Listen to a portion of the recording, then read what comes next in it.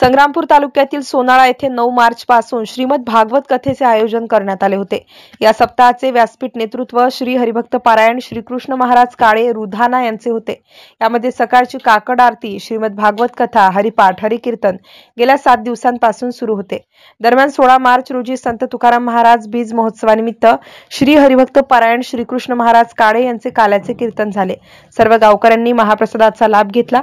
संध्याकाळी भव्य पालखी मिरवणूक संपूर्ण सोनाळा नगरीतून काढण्यात आली। यामध्ये पंचक्रोशीतील टाळकरी मंडळी सहभागी झाले होते। अत्यंत आनंदमयी वातावरणात जगद्गुरू श्री संत तुकाराम बीज महोत्सव साजरा करण्यात आला। श्री संत तुकाराम महाराज बीज महोत्सवाचे हे 25वे वर्ष होते। या बीज महोत्सवाची सांगता महाआरती करून करण्यात आली। MCN न्यूज मराठी करिता कैलास खोटे, सोनाळा।